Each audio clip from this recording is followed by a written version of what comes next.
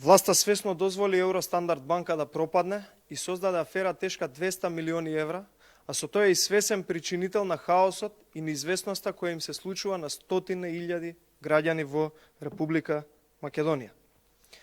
Покрај Нина Ангеловска, виновен и Зоран Заев, кој за случајот Евростандард знаел цела година и не преземал ништо, и затоа е директно виновен за штета кој им се случила на сите граѓани штедачи во банката, примателите на пензија и социјална помош од истата, но и оние кои оттаму земале плата, но вклучително и врз акционерите кои што имале акции во истата банка. Дополнително, ако се додаде фактот дека струмичките фирми се дел од фирмите кои со над 50 милиони евра непокриени кредити, поради кои банката пропадна, се дел од целава конструкција, се постава прашањето дали некој свесно ја однел банката во пропаст. Струмичките компании, преку кои се изнесувале парите во форма на кредити од банка, се сомневаме дека се блиски директно до Зоран и Вице Заеви. Тоа се истите компании кои се партнери во бизнисите на семејството Заеви. Почитувани, со самото непреземање и носење во стечај на банката, трајно е обезвредната незината вредност и секој потенцијален инвеститор кој би сакал да ја спаси, ќе има стотина илјади корисници помалку, кои веќе направија сметки во други банки и се исплашени да бидат во истата. Така единствено нешто кој останува е имотот на банката, кој во овој случај, како и во сите случаеви кога се продава стечајна маса, може да оди и под паритет, односно да се продаде по цени далеку пониски од неговата реална вредност и на тој начин да се оневозможи целосно покривање на клиентите на банката. Целиот однос на власта кон случајот Евростандард покажува дека не име гајле за граѓаните, туку единствено само за својот личен и бизнис интерес. Тоа го гледаме и од случајот со Нина Ангеловска, која искористи својата положба и си ги повлече своите 250 илјади евра од банката, додека стотици илјади граѓани останаа со заглавени пари, депозити и сметки.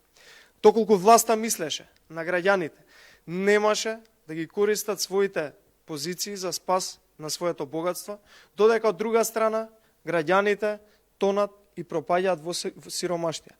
Доколку имавме правна држава, Нина Ангеловска веќе ќе се соочеше со кривична одговорност, но тоа во Македонија не е случај, затоа што тука судството е под контрола на Зоран Заев и никој кој има конекции со власта за ништо не одговара. Одговорност мора да има и ќе има. Благодарам на вниманието. Повелете прашања. Дали ВМРО ДПМН се откажува од подпредседателското место во собранието? Видете, ВМРО ДПМН јавно се изјасни дека ниту прифаќа, ниту пак ќе предложи подпредседател на собранието. За ваквиот чекор кој што го правиме има две причини. Првата дека толку многу подпредседатели е економски неоправдано, затоа што се трошат парите на граѓаните. Втората станува збор за позиција која што е измислена од страна на СДСМ и Зоран Заев, само за да може да тргуваат со функции.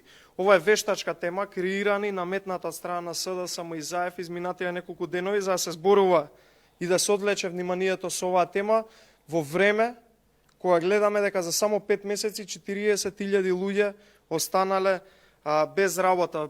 ВМРО ДПМН му советува на Заев, наместо да зборува дали ќе се додава или ќе се одзема функција подпредседател во собранието, тој да се обиде да не краде, за да може да има повеќе пари за граѓаните.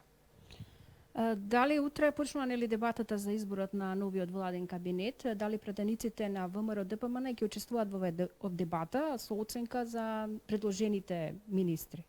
Апсолутно дека ќе учествуваме и ќе гласаме против. Во таа дебата во која што ќе учествуваме имаме илјадници причини каде што ќе дебатираме за старо-новите кадри, криминални кадри на СДСМ, кои што се исполнети со криминални афери, со непотизам и со ред други афери и скандали кои што ги следа изминатија неколку години. Така да оваа влада која што предложи Зоран Заев како старо-нова влада на СДСМ е крајно криминална, корумпирана и со низа скандали. Така да ние имаме апсолутна причина да плюс да дебатираме во собранието и да ги изнесеме сите оние аргументи зошто не треба оваа влада биде на чело на државата и овие министри зошто не треба бидат министри во оваа држава.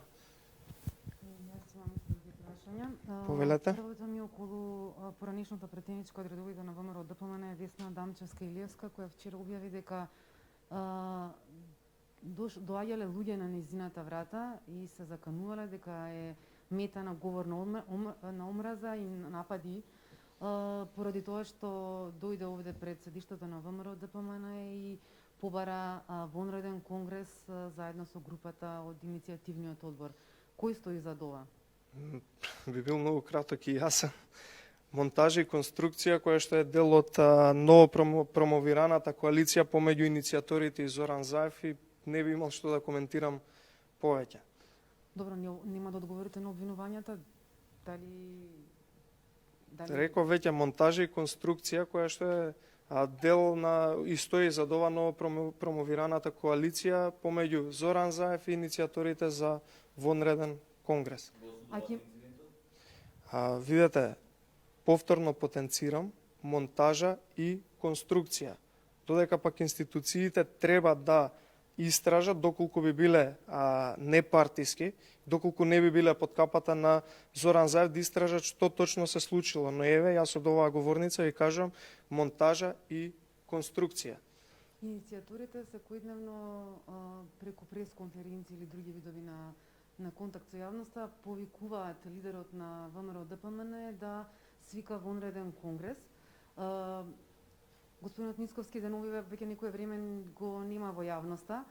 Каде тој во моментов и кој е ставот на партијата околу овие повици кои што ги спраќаат секојдневно? Да, председателот Мицковски веќе одговорив и на ова прашање од пред неколку дена, но ќе го повторам уште еднаш. Тој е тука во партијата со своите секојдневни редовни обврски кои што ги обавува како председател на ВМРО ДПМН, а во однос на повиците за вонреден конгрес веќе одговоривме на тоа прашање и мислам дека не би имале потреба да се преповторуваме. Повелете други прашања? Доколку нема, ви благодарам.